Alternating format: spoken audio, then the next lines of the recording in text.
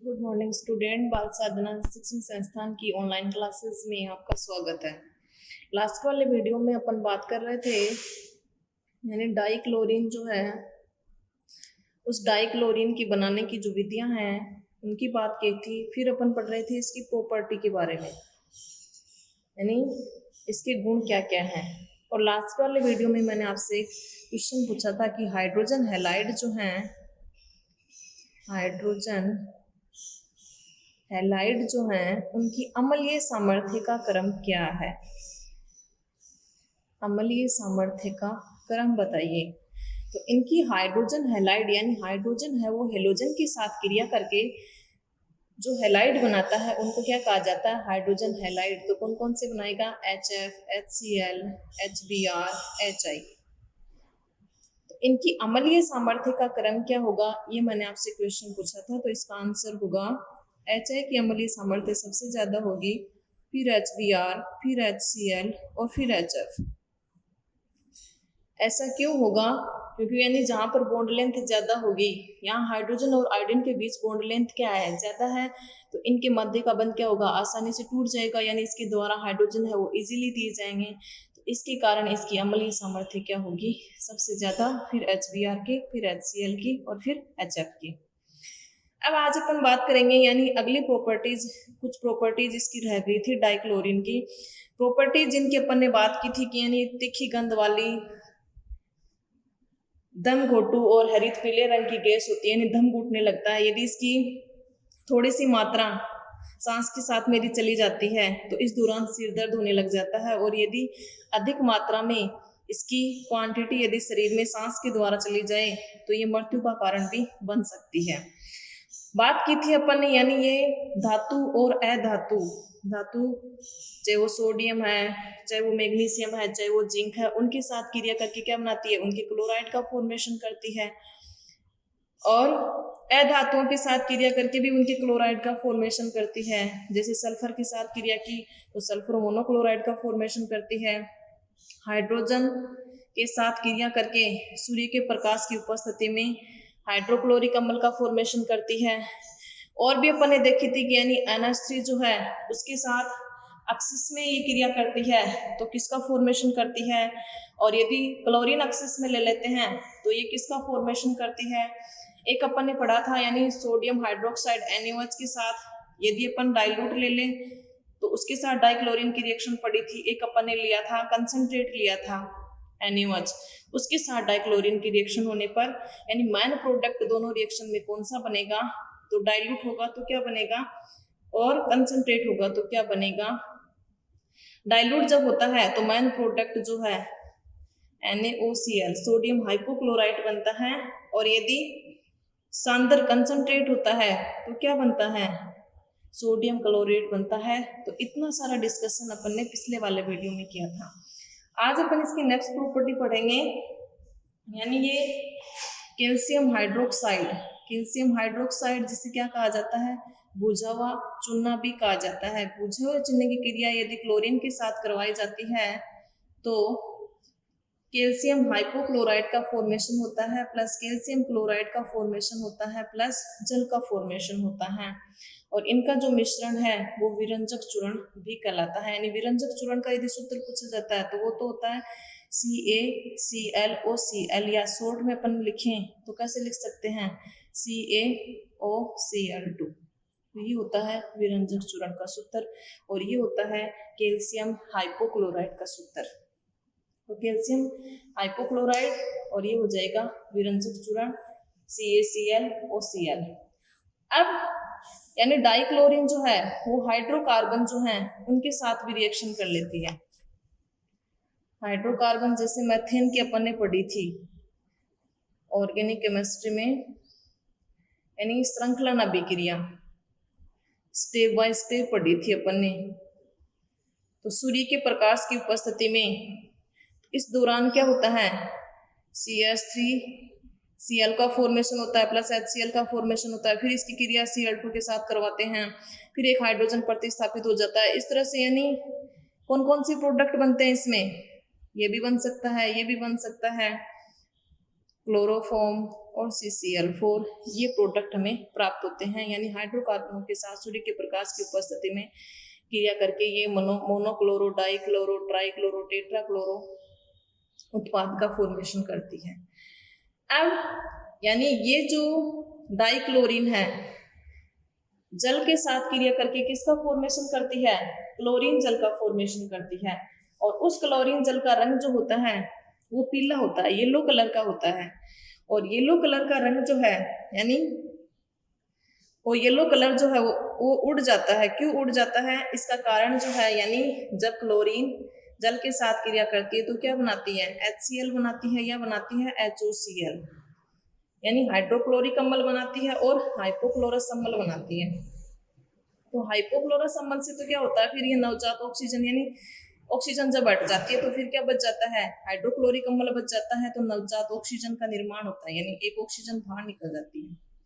और इसी नवजात ऑक्सीजन के फॉर्मेशन के कारण क्लोरीन जो होती है वो किसकी तरह कार्य करती है? विरंजक की तरह कार्य करती है। यानी रंगीन पदार्थ को किसमें परिवर्तित कर देती है? रंगहीन में परिवर्तित कर देती है। यानी रंगीन पदार्थ है फिर उसमें यदि नवजात ऑक्सीजन है तो वो किसमें परिवर्तित हो जाता है? रंगहीन पदार्थ में परिवर्तित हो जाता है। कहने का मतलब यानी डाइक्लोरीन जल के साथ क्लोरीन जल जिसका येलो कलर होता है वो येलो कलर थोड़ी देर के रहता है, फिर वो जो है वो उड़ जाता है। कारण उसका क्या है? क्योंकि उसके अंदर किसका फॉर्मेशन हो जाता है? नवजात ऑक्सीजन। और वो नवजात ऑक्सीजन क्या करती है? उस क्लोरीन का जो येलो कलर है क्लोरीन जल का उसको किसमें परिवर्तित कर देती है? रंगहीन पदार्थ में परिवर्तित कर देती है। येलो कलर को कलरलेस में परिवर्तित कर देती है। कारण नवजात ऑक्सीजन की उपस्थिति, यानी हाइपोक्लोरस अम्ल जो है उसका फॉर्मेशन होता है, हाइड्रोक्लोरिक अम्ल का फॉर्मेशन होता है। तो इस दौरान नवजात ऑक्सीजन जब बाहर निकलती है तो मेन प्रोडक्ट क्या बन गया? HCl और ऑक्सीजन। तो ये जो नवजात ऑक्सीजन है यही इसके येलो कलर को कलरलेस बना देती है। एक ही कई यौगिक जैसे सल्फर डाइऑक्साइड के साथ भी क्रिया करती है उसके जलीय विलयन के साथ, तो ये सल्फ्यूरिक अम्ल का निर्माण करती है प्लस हाइड्रोक्लोरिक अम्ल का निर्माण कर लेती है। तो ये तो यानी डाइक्लोरीन जो है यौगिकों के साथ में, धातुओं के साथ में, अधातुओं के साथ में, सभी के साथ में रिएक्शन करके प्रोडक्ट का फॉर्मेशन कर लेती है। तो ये तो हो गई इसकी प्रॉपर्टीज। अब है इसके यूजेस, यानी इसका उपयोग क्या है? डाइक्लोरीन का उपयोग, एक तो इसका उपयोग अभी जो विरंजक यानी विरंजक के रूप में इसका उपयोग किया जाता है। विरंजक मतलब वी का मतलब हटाना, रंजक मतलब कलर। यदि कोई रंगीन पदार्थ है उसमें Cl2 और H2 से नवजात ऑक्सीजन यानी क्लोरीन जब प्रवाहित करेंगे तो इस दौरान क्या होगा? नवजात ऑक्सीजन जो है वो रंगीन पदार्थ को किसमें परिवर्तित कर देगी? रंगहीन पदार्थ में परिवर्तित कर देती है। एक इसका उपयोग पीने के पानी को जीवाणु रहित करने में किया जाता है। पीने के पानी को जीवाणु रहित करने में इसका उपयोग है वो किया जाता है। एक विषैली गैस जो है उनके निर्माण में इसका उपयोग किया जाता है। जैसे एक गैस तो अपन ने पढ़ी थी कि कार्बन मोनोऑक्साइड के साथ क्लोरीन क्रिया करके किसका फॉर्मेशन करती है? COCl2 का फॉर्मेशन करती है, जिसको क्या कहा जाता है? फोस्जीन कहा जाता है। फोस्जीन क्या है? विषैली गैस है। एक अश्रु गैस जो है, अश्रु गैस जो है उसके निर्माण में भी क्लोरीन का उपयोग किया जाता है। यानी इसका जो सूत्र होता है CCl3NO2, तो यानी यहाँ भी क्लोरीन का उपयोग है वो किया जाता है। एक मस्टर्ड गैस ये भी एक विषैली गैस होती है, इसके निर्माण में भी क्लोरीन का उपयोग किया जाता है। मस्टर्ड गैस इसका फॉर्मूला क्या होता है? CH2Cl CH2 थायो ग्रुप सल्फर जुड़ा हुआ होता है। ये है मस्टर्ड गैस, इसका फॉर्मूला। यानी कई बार पूछ लिया जाता है कि यानी क्लोरीन जो है, क्लोरीन के द्वारा निर्मित कोई दो विषैली गैसों के नाम बताइए, तो फोस्जीन, अश्रु गैस है, ये याद कर लेना चाहिए, मस्टर्ड गैस। तो ये 3 एग्जाम्पल आपको याद करने हैं, ये इम्पोर्टेंट है। एक ये रंगीन पदार्थ को रंगहीन पदार्थ में ये वाली रिएक्शन, और ये आपको याद करना है। एक NH3 एक्सिस में होता है तो कौन सा प्रोडक्ट बनता है, और यदि क्लोरीन एक्सिस में होता है तो कौन सा प्रोडक्ट बनता है। एक NaOH डाइल्यूट के साथ क्रिया करवाते हैं क्लोरीन की तो मेन प्रोडक्ट क्या बनता है, और एक कंसंट्रेट के साथ डाइक्लोरीन की क्रिया करवाते हैं तो मेन प्रोडक्ट क्या बनता है। तो ये 3-4 बातें आपको इस वाले टॉपिक में ध्यान में रखनी है। ठीक है, अगला टॉपिक है हाइड्रोक्लोरिक अम्ल HCl।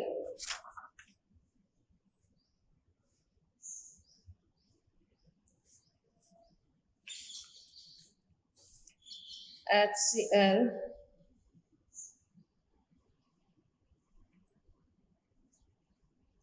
Hydrogen chloride, hydrogen chloride. Hydrogen chloride जो है, फर्स्ट ऑफ ऑल पढ़ेंगे इसका निर्माण कैसे किया जाता है। प्रिपरेशन मेथड,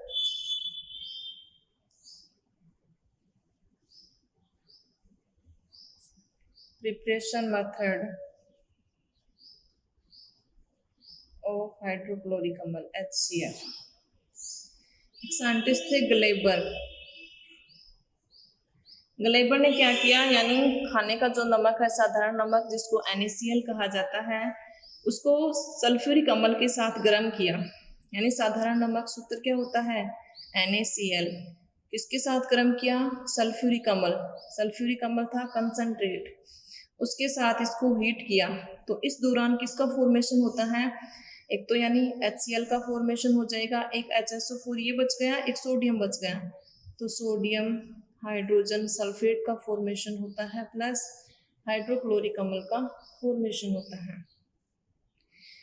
और जब इस सोडियम हाइड्रोजन सल्फेट की क्रिया फिर से NaCl के साथ करवाई जाती है, उसके साथ जब गर्म करते हैं तो उससे और अधिक मात्रा में HCl का निर्माण होता है। यानी सभी क्रिया में जो बना हुआ NaHSO4 है उसकी फिर क्रिया NaCl के साथ करवा देंगे, फिर उसके साथ गर्म करेंगे तो फिर से किसका निर्माण हो जाएगा, HCl का निर्माण हो जाएगा। तो ये विधि है जिसके द्वारा अपन किसका फॉर्मेशन करते हैं, HCl का फॉर्मेशन कर सकते हैं। अब है इसकी प्रॉपर्टी, यानी HCl की क्या क्या प्रॉपर्टी है। HCl जो है एक तीक्ष्ण गंध वाली रंगहीन गैस है, यानी गैसीय फॉर्म में भी होता है, लिक्विड फॉर्म में भी होता है। गैसीय स्टेज की यदि बात करूं तो तीक्ष्ण हाइड्रोक्लोरिक जो गैस HCl गैस है जो तीक्ष्ण गंध वाली रंगहीन गैस होती है, और लिक्विड फॉर्म में भी ये कलरलेस ही होता है। हाइड्रोक्लोरिक अम्ल जो है वो कलरलेस होता है।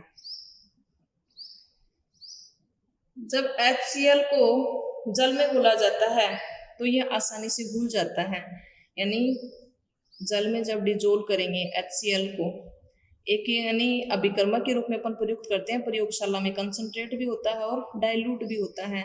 जल में जब डिजोल्व करते हैं तो आसानी से डिजोल्व हो जाता है। तो इस दौरान ये क्या बनाता है, हाइड्रोनियम आयन बनाता है, यानी कौन से आयन देता है, H+ आयन देता है। अम्ल है तो H+ आयन देगा। H2O की प्रकृति तो क्या होती है, उभयधर्मी होती है, अम्ल के साथ क्षार की तरह बिहेव करता है और क्षार के साथ अम्ल की तरह बिहेव करता है। और किसका फॉर्मेशन करेगा, Cl- का फॉर्मेशन करता है। तो यानी जल के अंदर ये आसानी से डिजोल्व हो जाता है और ये एक प्रबल अम्ल है।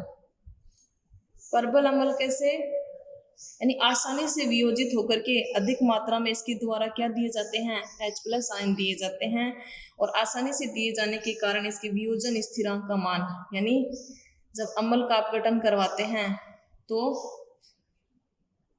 यदि वो आसानी से वियोजित हो जाता है तो उस दौरान उसके वियोजन स्थिरांक का मान क्या होता है, उच्च होता है।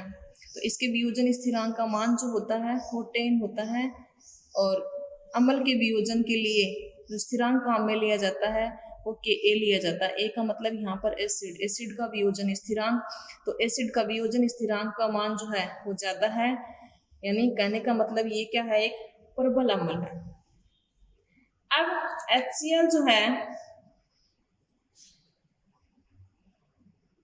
ये नाइट्रिक अम्ल के साथ मिलकर के, पहले भी अपन ने जिक्र किया था अम्लराज, अम्लराज, एक्वारोजिया, एक्वारेजिया या रोजिया एक ही बात है।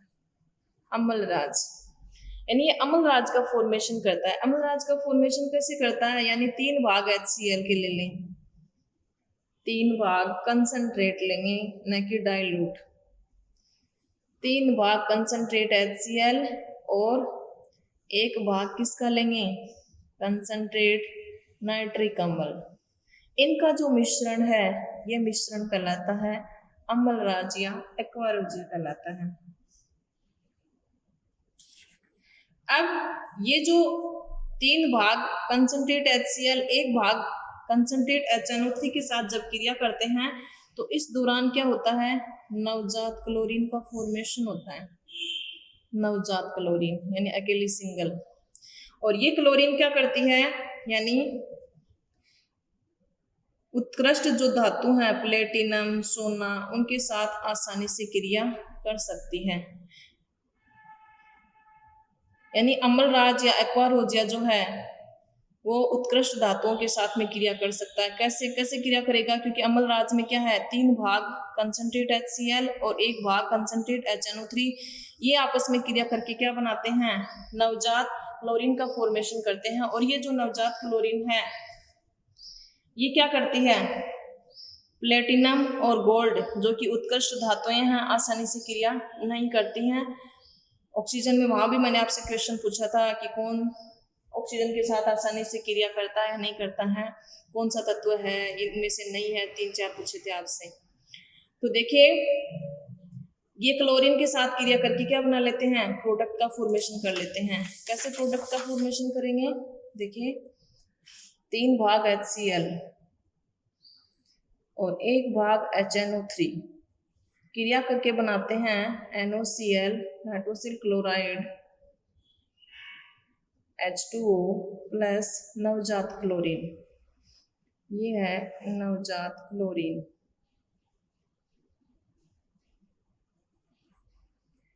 अब देखिए ये जो नवजात क्लोरीन है ये किसके साथ क्रिया करेगी, गोल्ड के साथ क्रिया करवा दो चाहे प्लेटिनम के साथ, आसानी से क्रिया कर लेती है।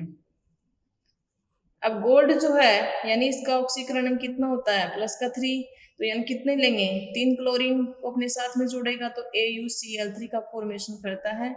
इसका नाम होता है, यानी 2 संयोजकताएं प्रदर्शित करता है ये, +1 और +3, औरस क्लोराइड और ओरिक क्लोराइड।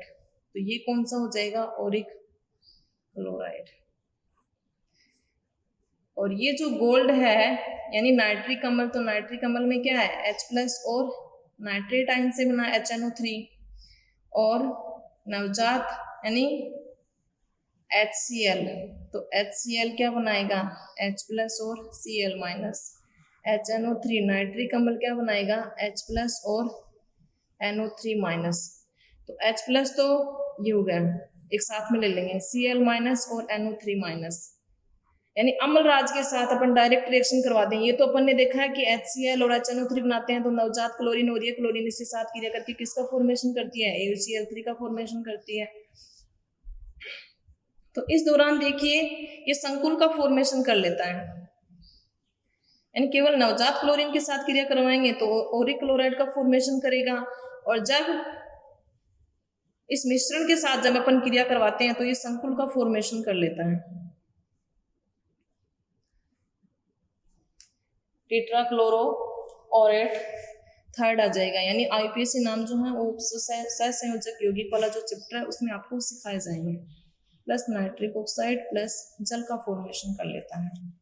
इसी प्रकार प्लेटिनम जो है वो भी अम्लराज के साथ क्रिया करके, अम्लराज में क्या क्या है H+ है, NO3- है, Cl- है, उसके साथ क्रिया करके संकुल का फॉर्मेशन कर लेता है। हेक्साक्लोरोप्लेटिनेट्स 4th यानी प्लेटिनम का 4th भी होता है और सेकेंड ऑक्सीडेशन स्टेट भी होता है, प्लस नाइट्रिक ऑक्साइड का फॉर्मेशन करता है प्लस जल का फॉर्मेशन करता है। ये तो सेम है संकुल, यहाँ इसके साथ करवाओगे इसका संकुल बन जाएगा 3rd ऑक्सीडेशन स्टेट वाला, इसके साथ क्रिया कराओगे तो इसका 4th ऑक्सीडेशन स्टेट वाला संकुल फॉर्मेशन यानी उसका फॉर्मेशन हो जाएगा। ऑक्सीडेशन स्टेट कैसे निकालेंगे, इसका अक्स मान लेंगे, क्लोरीन पे -1 तो माइनस का 1 × 6, पूरी कोऑर्डिनेशन एंटिटी पे चार्ज कितना है -2, तो पक्षांतरण करेंगे तो क्या हो जाएगा, -2 + 6 = क्या आ गया, +4, यानी इसका ऑक्सीकरण अंक क्या है, 4 है। तो यानी ओरम और प्लेटिनम जो कि उत्कृष्ट या अक्रियाशील जो धातुएं हैं वो नाइट्रिक अम्ल के साथ आसानी से रिएक्शन कर लेती हैं, क्योंकि उनके जो नवजात क्लोरीन उत्पन्न होती है वो क्लोरीन आसानी से क्रिया कर लेती है और इनके संकुल का फॉर्मेशन कर लेती है। इस कारण ये अक्रिय धातु होने के पश्चात भी क्या करती हैं, अम्लराज के साथ आसानी से रिएक्शन कर लेती हैं, कारण है नवजात क्लोरीन का फॉर्मेशन होने के कारण। अब अपन बात करते हैं इसके यूजेज की, यानी हाइड्रोक्लोरिक अम्ल जो है उसके क्या क्या यूजेज हैं, इसका उपयोग कहाँ कहाँ किया जाता है। यूजेज ये इंपॉर्टेंट है, अक्रियाशील धातुओं के साथ नाइट्रिक अम्ल किस प्रकार से और हाइड्रोक्लोरिक अम्ल का जो मिश्रण है या अम्लराज जो है वो अक्रियाशील धातुओं से किस प्रकार से क्रिया करता है, तो ये आपको ध्यान में रखना है, इंपॉर्टेंट है। यूजेज हाइड्रोक्लोरिक अम्ल जो है इसका उपयोग जो है एक तो प्रयोगशाला में अभिकर्मक के रूप में किया जाता है। अभिकर्मक के रूप में यानी कंसंट्रेट जो है वो भी यूज में लिया जाता है और डाइल्यूट भी यूज में लिया जाता है, दोनों यूज में लिए जाते हैं। एक अभी भी अपन ने देखा है अम्लराज बनाने में, अम्लराज बनाने में कैसे, यानी 3 भाग HCl कंसंट्रेट और 1 भाग HNO3, एक लगाते हो तो ठीक है, नहीं लगाते हो तो कोई बात नहीं है, इसका मिश्रण क्या कहलाता है, अम्लराज। तो 3 भाग HCl के, यानी यहाँ पर याद करने में प्रॉब्लम होती है कि याद नहीं रख पाता कि 3 भाग HCl थे या 3 भाग HNO3 थे या 1 भाग इसका था। तो याद करने के लिए आपको क्या करना है कि HCl में 1 2 3 है, मैंने ट्रिक बता रही हूँ, बस वो कोई नहीं है कि भैया इसमें 3 है तो 3 होते हैं, इसमें तो वैसे 3 4 5 हो गए तो इसके 5 होंगे, ऐसा कुछ नहीं है। एंड ट्रिक से याद करना है, इसका याद कर लेना, एक का याद कर लेना, दूसरे का अपने आप याद रह जाएगा। दोनों का याद करोगे तो दोनों का भूल जाओगे, मिक्स हो जाएगा। इसका 1 भाग कर दोगे, इसके 3 भाग कर दोगे तो आपका आंसर गलत होगा, न कि सही होगा। तो 3 भाग HCl 1 2 3 वर्ड है इसमें, तो ऐसे ट्रिक से याद कर लेना, 3 भाग HCl 1 भाग HNO3। एक रंजन और टेनिन उद्योग में भी इसका उपयोग है वो किया जाता है। तो ये हो गए हाइड्रोक्लोरिक अम्ल के यूजेस हो गए कि हाइड्रोक्लोरिक अम्ल का निर्माण कैसे किया जाता है। निर्माण इतना इंपॉर्टेंट नहीं है, इंपॉर्टेंट ये है आपको अम्लराज आपको याद करना है, कौन सी उत्कृष्ट धातुओं के साथ में आसानी से क्रिया करके संकुल का फॉर्मेशन करता है, और अम्लराज क्या होता है और किसका मिश्रण होता है, इतना आपको इस टॉपिक में लर्न करना है। अब लास्ट में आपके लिए क्वेश्चन, मेरा फर्स्ट क्वेश्चन आपसे ये है कि हैलोजन जो हैं, हैलोजनों की आबंध वियोजन एंथैल्पी, हैलोजनों की आबंध वियोजन एंथैल्पी या वियोजन एंथैल्पी, इतना भी आ सकता है कि हैलोजनों की वियोजन एंथैल्पी का क्रम बताइए, क्रम बताइए, यानी F2Cl2Br2I2, ये जो है इनकी आबंध वियोजन एंथैल्पी का ऑर्डर आपको बताना है। दूसरा मेरा आपसे क्वेश्चन है, यानी डाई ऑक्सीजन जो है वो एक गैस है, जबकि सल्फर जो है वो क्या है, ठोस है, ऐसा क्यों। तो ये जो 2 क्वेश्चन है इनके आंसर आपको कमेंट बॉक्स में लिख करके बताने हैं। एक तो आबंध वियोजन एंथैल्पी का क्रम बताना है, और एक डाई ऑक्सीजन एक गैस है जबकि सल्फर क्या है, ठोस है। यानी आबंध वियोजन एंथैल्पी का क्रम जो है अपन ने पढ़ा था, यानी जहाँ इसकी जनरल प्रॉपर्टीज के बारे में अपन बात कर रहे थे, हैलोजनों की फिजिकल प्रॉपर्टी और उनकी यानी इलेक्ट्रॉनिक विन्यास, वहाँ अपन ने पढ़ा था, और वीडियो में अपन ने डिस्कस भी किया था कि किसकी ज़्यादा होती है और क्यों, और यहाँ से क्वेश्चन भी पूछा जाता है, कई बार ऑर्डर भी कुछ कंपटीशन एग्जाम में ज़्यादातर ऑर्डर पूछा जाता है। और फिर नोट्सों में यानी मैंने जो ऑर्डर बताया था तो शायद किसी ने ध्यान से नहीं देखा होगा, तो इसके बारे में अपन कल डिस्कस करेंगे। आज के वीडियो में इतना ही, आपको इन दोनों के आंसर आपको बताने हैं। ठीक है, आज के वीडियो में इतना ही, थैंक यू।